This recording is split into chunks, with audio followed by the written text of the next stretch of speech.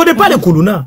Tout ce que je dis, c'est par rapport au témoignage que les gens me donnent. Le phénomène Koulouna qui fait trembler toute l'Afrique, surtout chez les Congolais. On dit que le ministre de la Justice du Congo a donné un mot d'ordre de faire éliminer ceux qui sèment la terreur au Congo. C'est-à-dire ceux qui sèment la terreur. Quand on dit ceux qui sèment la terreur, vous comprenez comment on dit semer la terreur, vous comprenez. C'est-à-dire il y a beaucoup de choses qui se passent là-bas. Maintenant, les Africains se fâchent et les Congolais, surtout, eux, se fâchent que non, pourquoi le ministre a donné ce mot d'ordre qu'on n'a qu'à exécuter ces personnes. On dit que quelqu'un a fait quelque chose et puis on l'a envoyé en prison. Il est ressorti. Il a fait la même chose encore. On l'a encore envoyé en prison. Maintenant, lui qui l'a envoyé en prison, quand il est ressorti, là, maintenant, il est venu s'attaquer à lui et puis il est parti déjà à la personne. Maintenant, le ministre vient maintenant exécuter la loi. C'est-à-dire, lui-même, il assure la bonne marche de la loi. La population se fâche que non, le ministre n'a pas le droit de faire ce genre de trucs, que non, il doit faire rééducation de ces personnes. Dames et messieurs, je suis tombé sur un panel hier, d'un tonton qui s'appelle Moïse. Les Africains sont venus réagir par rapport à ce phénomène. Je vais vous laisser regarder la vidéo tout à l'heure et puis on se capte dans les commentaires. C'est marchand.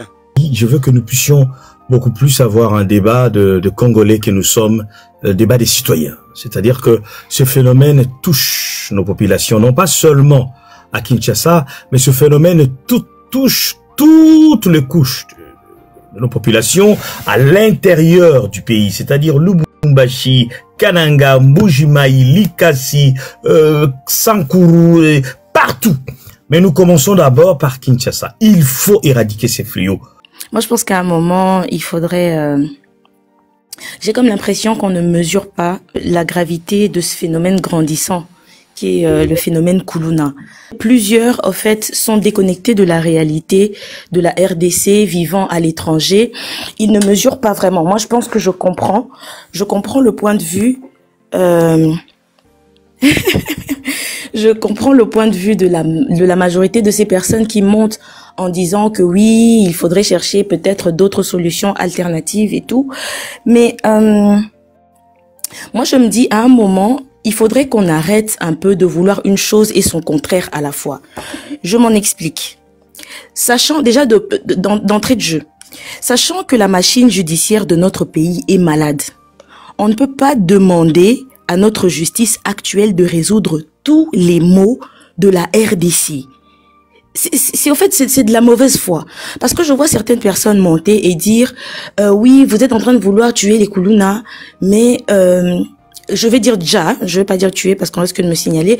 Vous êtes en train de vouloir déjà les Koulouna, mais en même temps vous laissez les Koulouna en cravate. En même temps, en fait, je pense que là, ce sont des faux fuyants. Je pense que même pour éradiquer un problème, il faudrait avoir une stratégie. Et la stratégie voudrait que l'on commence quelque part. Donc forcément, pour commencer quelque part, il faudrait donner le ton. Et donner le ton, c'est ce que justement le ministre est en train de faire. Tout système humain connaît des failles. J'ai vu certaines personnes monter. Par exemple, il y a un frère qui est monté et il a dit, voilà et tout ça, il y a des gens qui sont arrêtés abusivement. Oui. Tout système humain connaît des failles, ce qui justifie justement notre humanité. Pourquoi? Parce que...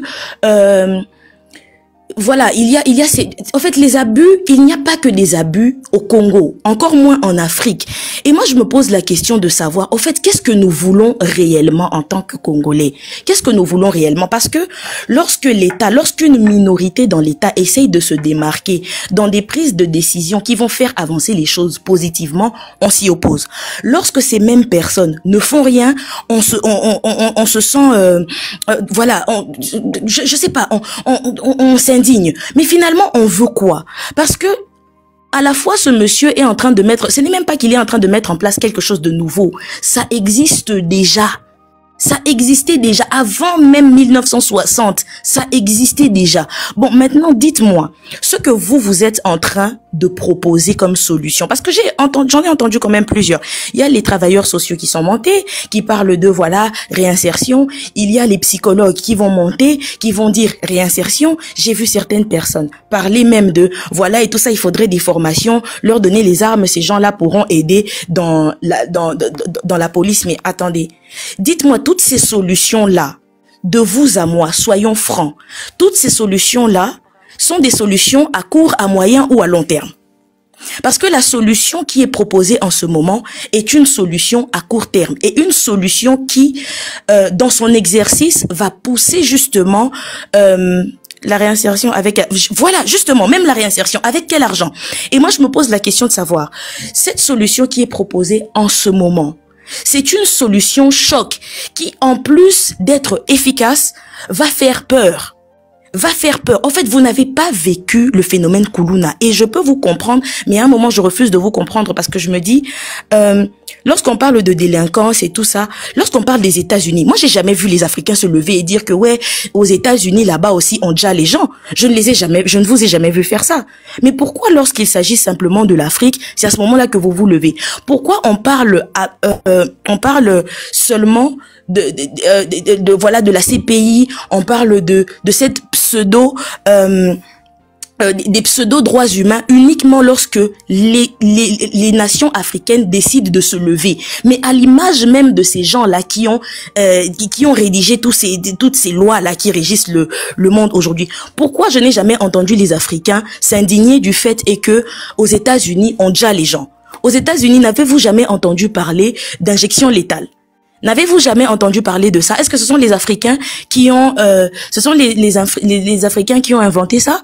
Est-ce que ce sont les Africains les premiers à avoir mis cela en exercice? Pourquoi aujourd'hui on se sentirait mal du fait est que nous aussi, d'une certaine manière, nous puissions appliquer une solution qui, dans l'immédiat, va régler la situation. Parce que l'insécurité, il y a des exemples qui ont été donnés ici. Je ne pense pas que vous rendez compte. Il y a des gens qui se font agresser à 15 heures. À 15 heures, le soleil est chaud. Donc, je vous assure qu'à 15 heures, il y a de la circulation. Les gens se font agresser. À 15 heures, moi, je suis déjà montée. Ce sujet, ce n'est pas la première fois. Moi, dans cette histoire de Kuluna, ma grande sœur s'est faite attaquer. Elle a perdu un bébé à cause du traumatisme subi.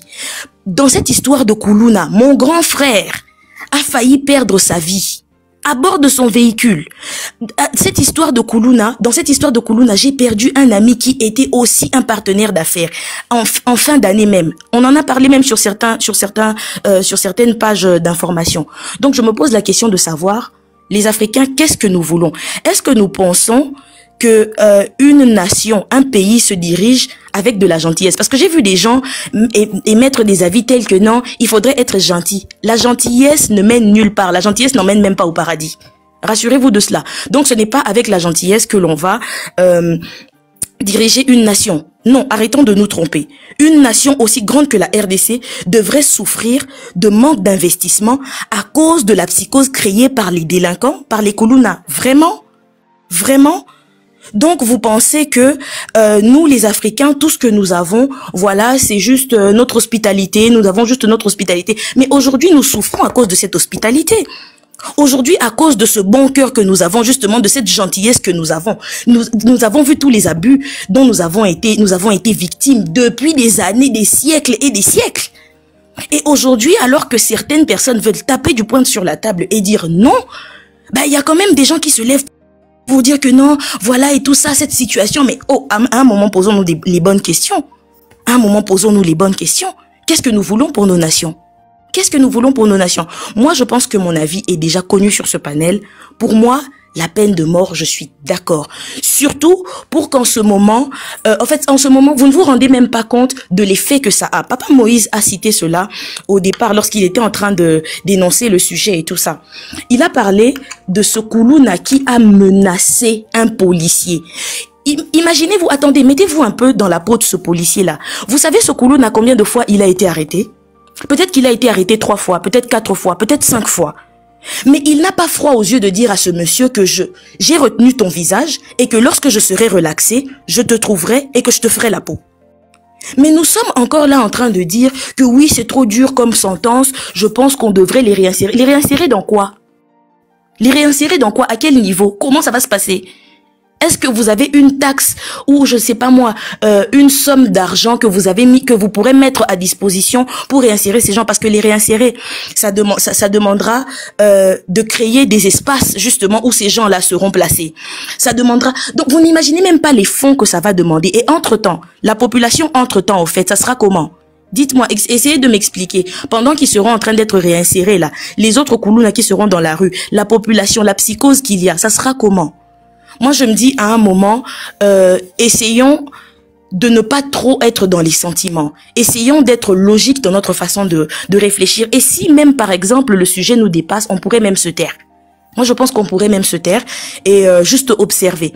Moi, pour moi, cette solution est une solution à court terme qui va changer les choses, qui va faire peur. Pour un début, pour moi en tout cas, je pense que c'est bon.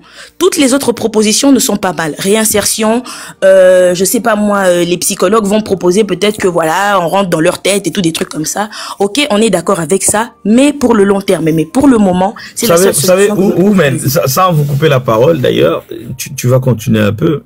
J'ai discuté au début, quand le ministre a pris cette décision, c'est-à-dire de faire de reprendre le moratoire pour la peine de mort. Et j'ai discuté avec un frère au pays. On parlait, moi j'ai pris un peu mon côté occidental. Mundele quoi. Ben non, vous savez, c'est contre les droits humains. C'est des choses comme ça. Il m'a dit quelque chose qui m'a trop fait rire. Hein. Ça, je vais te dire ça. Il m'a dit, grand frère, avec tout le respect, je comprends. Et c'est de la même manière que vous faites la politique aussi. Vous êtes à Paris, vous êtes à Bruxelles. Vous êtes loin de la réalité. Exactement. Vous êtes à côté de votre ordinateur, vous faites de la politique, vous réfléchissez comme un occidental, comme un petit blanc. Mais la réalité est tout autre, Yaya. Exactement. Je te conseillerais de venir ici, ne fût-ce qu'un mois. Et en tout cas, ma prière serait que tu puisses rencontrer un jour un Koulouna. Je pense que le discours... J'espère que même ton discours, là, ton français l'a fignolé. Et aux autres appelé un vrai Congolais. Je dis, mais pourquoi tu me dis ça? Il dit, ah, grand frère, je ne dirai plus rien. Vous ne savez pas ce que nous vivons. Donc, c'est-à-dire qu'il y a une réalité que beaucoup de nos compatriotes qui sont à l'étranger ne savent pas. Comme moi, par exemple. Moi, je le dis avec modestie, je n'ai jamais été confronté à ces gens-là. Je ne connais pas les Koulouna. Donc, tout ce que je dis, c'est par rapport au témoignage que les gens me donnent. Et de la même manière, beaucoup de nos compatriotes, c'est aussi ça. Ils pensent que ces garçons-là, ce sont des garçons de cœur. En le regardant, c'est la pitié. Comme trop souvent chez nous, c'est l'émotion. Ah, bah, ça, bané. Mais en réalité, ce ne sont pas des enfants, c'est des démons. Ah. Ce sont pas des enfants. Ils tuent aussi facilement qu'on écrase l'insecte. Sans pitié. Sans pitié. Tout sauf des enfants. Et des êtres humains encore, j'en doute fort. Des êtres humains, j'en doute fort. Donc, pour finir, moi, j'ai pas grand chose à dire. Pour finir, toutes les personnes, il y a ceux qui me disent, Madame, vous êtes sans cœur. Merci beaucoup. En tout cas, je le prends à bras ouverts. Je suis sans cœur. Et pour en tout cas, pour cette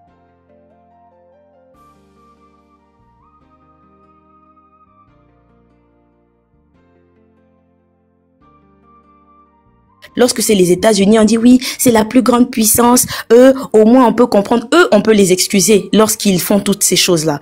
Mais lorsque c'est nous, Africains, au nom de je ne sais quel type de complexe dont nous souffrons, on se dit non, c'est trop dur.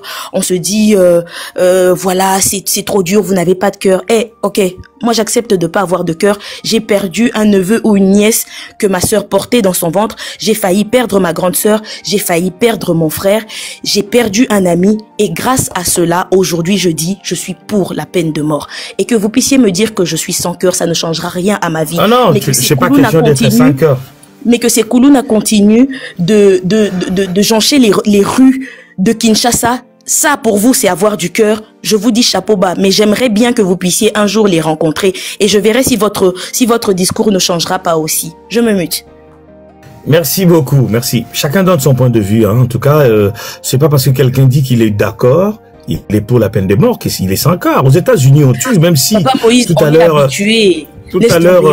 Sandy a dit que c'est tronqué, c'est pas tronqué. On tue encore plus grave. En Amérique latine, je ne peux pas vous donner le nombre de pays où la peine de mort est exécutée. Grave même. Donc la RD Congo ne sera pas le premier pays. Donc si c'est dans notre arsenal, si ça existe dans notre pays et que c'est la loi, l'ex dura c'est de l'ex. C'est la loi. Personne n'a inventé cela.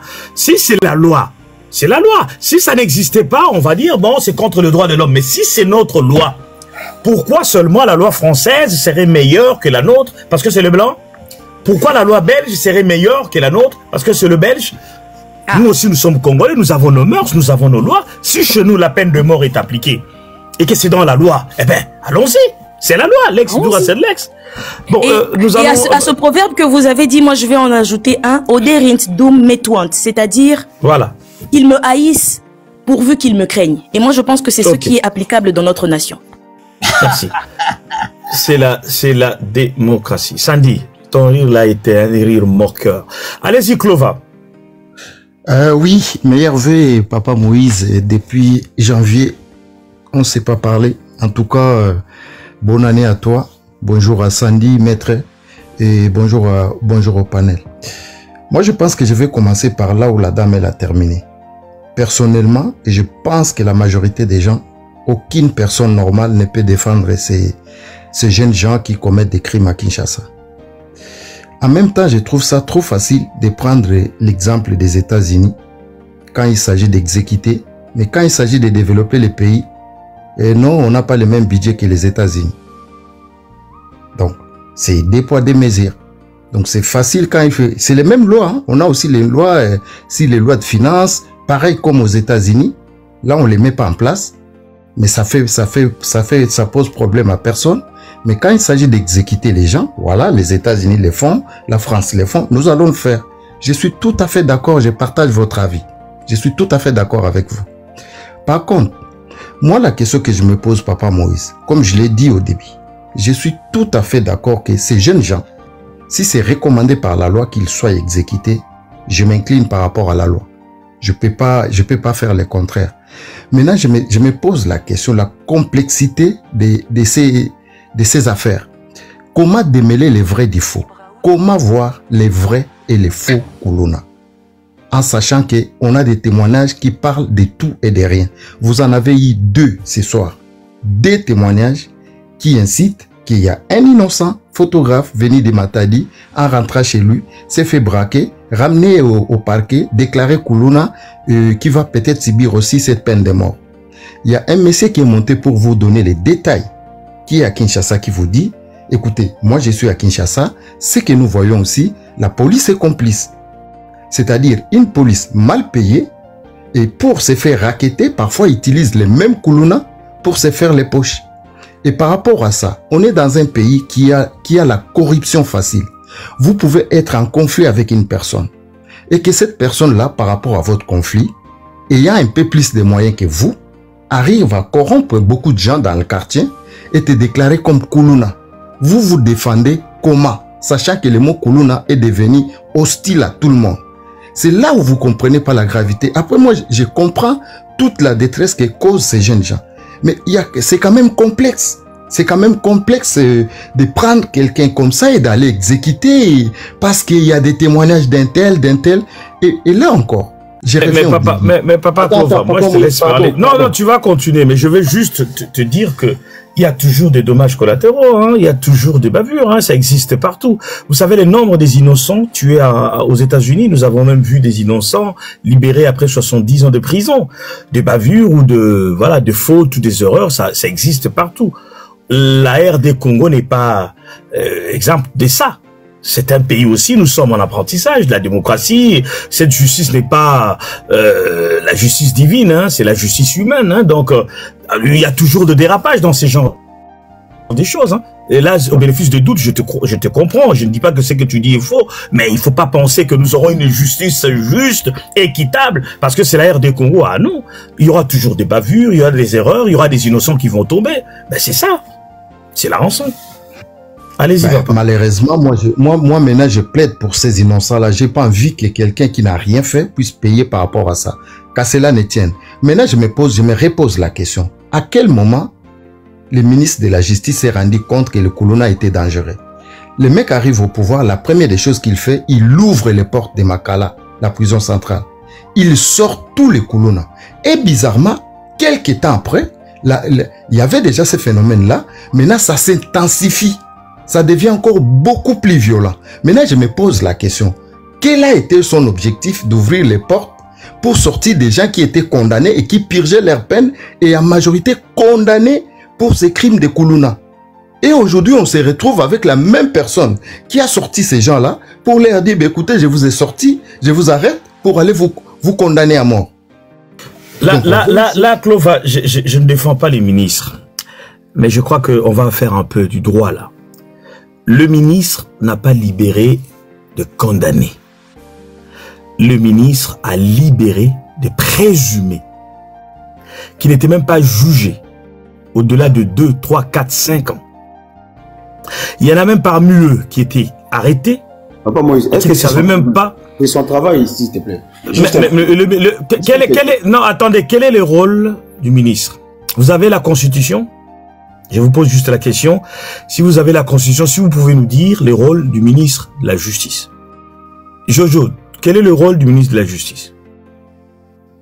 Créer des lois et ça doit passer par les parlements. Et c'est le ministre de la Justice qui crée des lois? Non, les lois de la justice, il peut apporter des lois, il peut modifier des lois, il peut proposer. Vous êtes sûr que c'est ça son rôle, Jojo? Franchement, c'est faux, Jojo. Un ministre, un garde des Sceaux ne crée pas des lois. Un garde des Sceaux propose. Badinter, il a fait quoi? Le garde de Sceaux ne propose pas. Le garde de Sceaux, écoutez-moi, je vais répondre, pardon. Le garde de Sceaux est là pour assurer les bons fonctionnements de la justice. Oui, les bons fonctionnements de la justice. Assurer les bonnes exécutions de la justice. Libérer les prisonniers. Au cas contraire, oui, au cas contraire, le ministre de la Justice a l'obligation de résoudre le problème. Laissez-moi terminer, s'il vous plaît. C'est les députés qui votent de loi, ça c'est connu, ça c'est une erreur, c'est pas grave. Les ministres, en ce moment-là, étaient bien dans son rôle. Il était bien dans son rôle. Est-ce que je peux terminer? Il était, non, c'est pas les ministres qui fait de réformes. Non, il y a le Parlement qui est là pour proposer des lois. Non, ce sont des propositions de loi au niveau du Parlement. Ça, c'est autre chose. Qui a fait la loi sur le, je crois, il a proposé au niveau du Parlement et le Parlement a adopté. Ben, il a proposé, c'est une proposition de loi, c'est pour ça que ça porte son nom, il a proposé, le Parlement a adopté, c'est pas lui qui a créé la loi. Mais papa, moi tout à l'heure je t'ai dit que le ministre de la Justice propose des lois, tu m'as dit non. Non, pas propose, il peut proposer, ce n'est pas à lui de proposer à chaque fois. Oui, il peut proposer, ce n'est pas lui qui propose des lois à chaque fois. Écoutez, c'est ce que je dis, il peut proposer, c'est ce que je dis, c'est comme Badinter. Moretti, il a fait plusieurs fois ici en France, Moretti. Mais oui, mais c'est ce que je dis, il peut autant proposer, il peut même proposer 1, 2, 3, 4. C'est le Parlement qui adopte les lois proposées par le ministre. C'est le Parlement. C'est que je veux dire. C'est quoi les rôles du ministre? C'est quoi les rôles du ministre? C'est ça ma question. Le rôle. Bon, on revient. Attendez, je vais terminer parce que sinon on va se perdre. Les autres, vous allez même pas parler. Donc, je disais ceci. Le ministre était bien évidemment dans son rôle de voir le cas de tous ces gens. Moi, je peux vous donner les cas d'un cousin, d'un neveu, qui est resté à Makala 10 ans. Vous savez pourquoi? Parce qu'il avait volé un pan. 10 ans à Makala, sans être jugé. 10 ans. 10 ans, comme ça, perdu. Présumé. Le ministre arrive, il dit, mais vous avez 10 000 prisonniers. Sur les 10 000, j'ai au moins 9 000, vous les avez arrêtés, ils sont là, ils n'ont jamais été jugés. Là déjà, vous avez enfreint la loi, parce qu'il y a un délai pour ça. Donc aux yeux de la loi, ces gens sont libérables, parce que vous les avez arrêtés, ils ne sont jamais jugés, ils sont restés prévenus pendant plus de 8 ans, pendant plus de 5 ans. Donc il faut le relâcher, c'est ce que le ministre a fait. Qu'il soit Koulouna ou pas, franchement, le ministre n'a pas enfreint la loi. C'est la logique. C'est tout simplement ce que je voulais dire par rapport à ce que Clova disait. Rapidement, c'est quoi son rôle dans Allez-y, Clova. Bon. Il joue quel Clova, rôle tu peux chuter, Clova. Allez-y. Oui, je vais chuter en disant que pour moi, Papa Moïse, c'était une erreur. Parce que je peux vous rassurer que j'insiste, dans un pays corrompu comme le nôtre, les vrais Koulouna ne louperont pas l'occasion. Ils ont profité de cette occasion-là pour se trouver en dehors des barreaux et commettre les bavures qu'ils sont en train de commettre, la terreur qu'ils sont en train d'imposer à ce moment. Moi, je pense que pour finir, je pense qu'il faut mener plus d'actions. Parce que ces faits est lié aussi à la vente des drogues. Moi, je pense qu'en éradiquant les choses comme les ventes des drogues, tout ce qui va avec, ça peut pas enlever carrément les phénomènes, mais ça peut atténuer un peu l'ampleur de ces phénomènes. Après, si il continue sur sa lancée, mais qui suis-je pour l'arrêter? Nous, comme on dit à Lingala, on observe seulement. Voilà. Je laisse la parole aux autres. Merci beaucoup. On va progresser. Alors, Jojo, c'est ton tour de parole. Allez-y. Ouais, merci beaucoup, Papa Moïse. Moi, je vais juste répondre à la question. Est-ce que Koboma Bango, c'est une solution? C'est la réponse et la question que nous devons répondre. Si Koboma Bakuluna, c'est une solution. Parce que on va les tuer, ok. Mais dans quelle situation? Ou bien dans quel contexte est que ces gens-là et ces Kuluna Bazoko se retrouvent pour Baboma Bango? C'est ça le problème. Parce que lorsque vous dites Koboma Bango, combien on a Lingala, Papa Moïse, tu sais pourquoi tu as écrit ça en Lingala? Si tu n'as pas peur, par exemple, des associations, il y a les droits de l'homme et tout ça. Parce qu'il y a déjà un problème. Parce que, comme on dit, aux autres, il y a des dommages collatéraux. Et tu parles des dommages collatéraux, c'est bien. Mais c'est pas la peur des associations de droits de l'homme, c'est TikTok. C'est ça. Mais tu es normal, mais ils vont lire, ils vont comprendre ce qu'on est en train de dire. Non, ils vont pas comprendre la lingala. Tu sais bien que TikTok, il y a des mots, ils connaissent un peu ma page, il y a des mots que je ne peux pas utiliser moi. Si j'utilise ça, ils peuvent couper mon live. C'est comme ça. Donc, ils vont pas comprendre. C'est ça. Ok, c'est pas grave. Non, mais ça, on le fait en lingala. Si tu écris, le live, moi, mon viol. Ils m'ont bloqué pendant 2 semaines à cause de ça. Okay, je savais pas. Non, le problème est que, est-ce que tuer ces Kuluna, c'est une solution? Parce que Kuluna, nulle part, comme vous dites que non, à reprendre cette loi, il y a peine de mort qui était déjà là. Nulle part on parle de Kuluna. Mais moi, ma question est celle-ci. Je l'ai déjà posée il y a quelques temps quand vous aviez fait les lives. Tuer un Kuluna. Kuluna, c'est qui? C'est celui qui tue ou bien celui qui coupe la jambe, la main ou tout. Ou c'est qui un Kuluna? Ou bien celui qui viole ou bien celui qui vole. C'est lui Kuluna qu'on va tuer. C'est la question que nous devons nous poser. Parce qu'après, ça devient l'anarchie. Dites-le, il y a des gens ici qui viennent, ils ont aussi l'émotion. Parce que peut-être qu'ils ont un témoignage. Je comprends. Nous tous, on a peur de ces Kuluna. Même lorsque nous partons au pays, nous choisissons, par exemple, il y a des communes que, par exemple, moi, ma commune, nous sommes en revendaté, parce qu'il y a des communes, on a ming, Kuluna, non, pour na Kuluna, on a tous peur de ces Kuluna-là. Mais il faut trouver une autre solution. Les tuer, c'est pas un problème.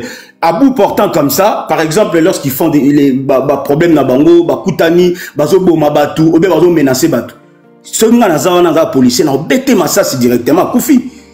Là, je suis d'accord. Mais kokende bossel si bango, un procès à flagrance, 2 minutes, 3 minutes, bomemi bango à 100%. Voilà pourquoi nous retrouvons avec des innocents na Kationa. Et c'est là où les gens parlent de l'anarchie.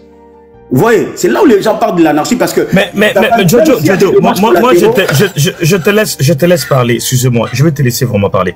Jojo, moi je veux que nous puissions vraiment être beaucoup plus patriotes congolais que politiques aujourd'hui. Ce qui est choquant, moi, je ne veux pas ici, Nadoukana influencer. Très souvent, nous mélangeons trop les genres et même des choses qui sont claires. Je commence un peu à me poser des questions. Qu'est-ce qui se passe dans les chefs des Congolais?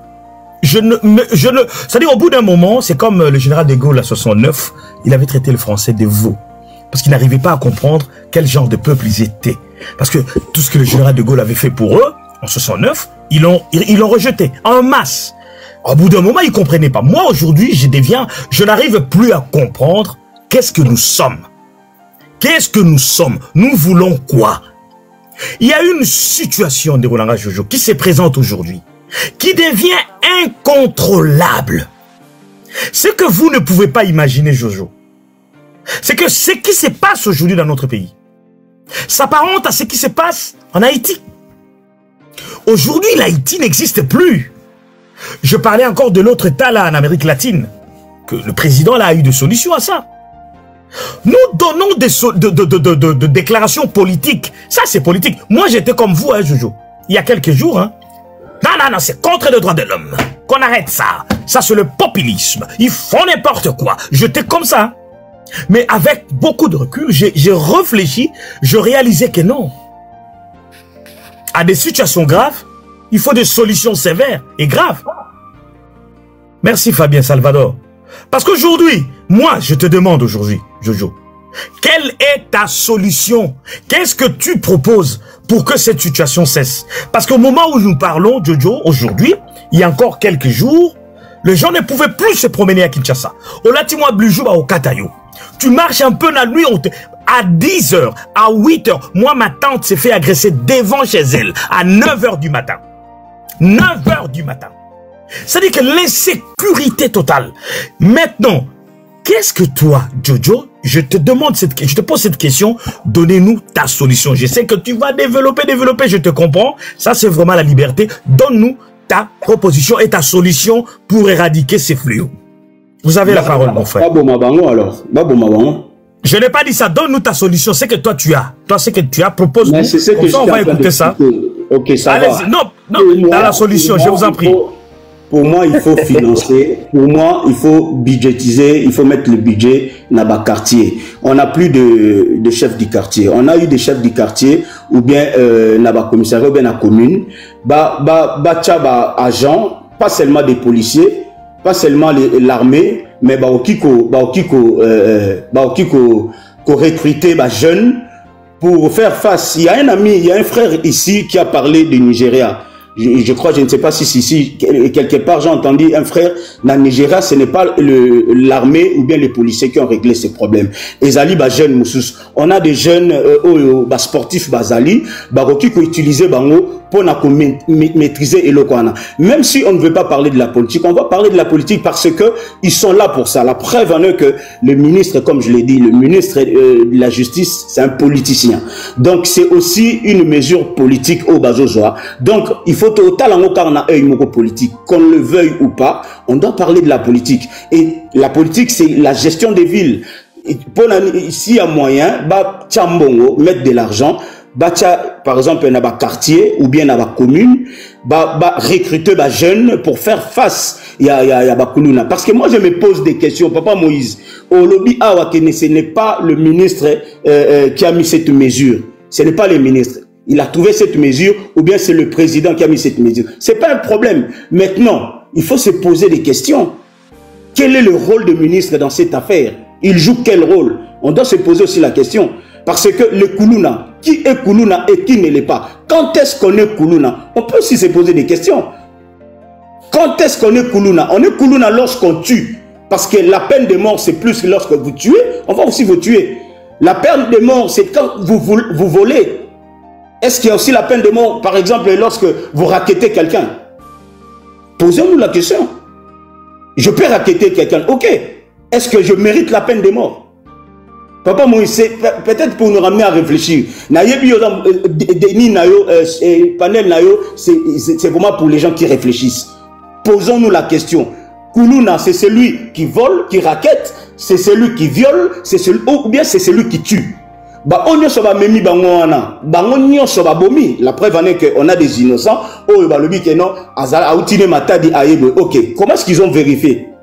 Mais Jojo, penses-tu que tous ceux qui sont en prison là, pour toi, tu crois que quelqu'un va te dire qu'il est coupable? Tu penses toi? Non, moi je ne dis pas. Toi là, Jojo, je te dis la vérité aujourd'hui. Va, je te prends, tu es en France, Token a Fleury-Mérogis. On va prendre 1000 prisonniers.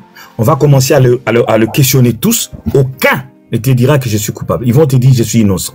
Je suis innocent. As-tu déjà vu un criminel? Non, je te dis, as-tu déjà vu un criminel te dire que oui, j'ai tué? As-tu déjà vu un criminel? Non, mais je te dis tout simplement, papa, as-tu déjà vu un criminel faire des aveux à Bomaki? S'il y en a, il y en a peut-être 1% sur 100. Tous les criminels, ils sont innocents. Mais c'est ce que je t'ai dit. Aujourd'hui, papa Nara Jojo, quand vous prenez tous ces Kuluna-là, on peut le prendre tous, hein, de manière isolée. S'ils sont 1000, on prend de manière isolée, même 100. Ils vont nous dire que papa bakainga na yebe logoté. Papa bakainga na yebe logoté. Ngana teka na nga pétrole. Ngana teka na nga nguba. Ngarutu bakainga na balabala na biso. Ils vont te dire ça. Mais ces enfants sont connus dans le quartier. C'est des criminels, papa Nangai. Il y a même de quartiers, ils savent eux-mêmes leur chef de gang. Ils savent que là, la rue là, il y a le petit qui reste là, c'est lui le chef de gang. On l'appelle même grand maître, ceux qui ils se connaissent, ils les connaissent. Et ici, pour répondre à ta question, les Kuluna dont on parle ici, il ne s'agit pas de petits délits, hein, ou qui volent, voilà. Il s'agit des criminels. Ces Kuluna dont on parle ici, il s'agit des Kuluna qui ont tué. L'exemple de ces Kuluna qui a tué les policiers. Et l'autre même Kuluna qui menaçait le policier devant le ministre. C'est de ces Koulouna-là que nous parlons. Mais les menaces de mort, on les sait tous. Mais justement. Les premiers à menacer, je ne suis pas d'accord. Bien sûr. Les menaces de mort, même ici en Europe, il y a des menaces de mort. Il y a ceux qui n'en ont pas. Merci. Les militaires doivent encore contribuer profondément à éliminer, à éradiquer, à endiguer ces fléaux. Ils doivent pouvoir commencer la nuit. Par exemple, je suggère la nuit, le soir, à partir de 20h, les militaires peuvent commencer à faire des patrouilles. Distribuer, dispatcher selon les districts que compose la ville de Kinshasa, Tchangou, Funa et Lukunga. Il y en a qui font des patrouilles assez milliers là pour pouvoir dissuader le criminel de ces coins-là. Les militaires arrêtent de faire les patrouilles à 6 heures du matin, pendant que la police y prenne la relève pour pouvoir s'occuper de la sécurité de la ville. Et en dehors de cela, je suggère encore qu'on puisse élever encore numériquement le nombre de policiers dans la ville de Kinshasa. Et je pense que le nombre des habitants est trop exponentiel par rapport au nombre de policiers mis à leur disposition.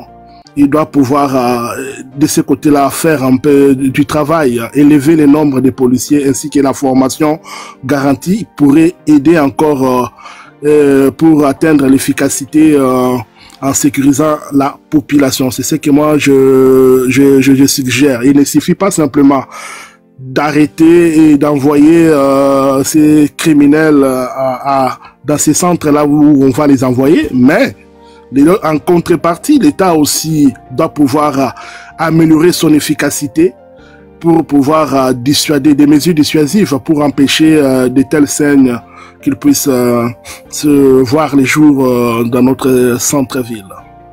Et je vous remercie, Papa Moïse. Eh bien les gars, j'espère que vous venez d'écouter l'avis de certaines personnes, de quelques personnes qui ont réagi par rapport à ce phénomène qui sévit en Afrique, surtout au Congo. C'est pour le Congo qui est là et puis nous on est en train de discuter parce qu'on sait qu'il y en a ce phénomène qui existe dans tous les pays d'Afrique quand même.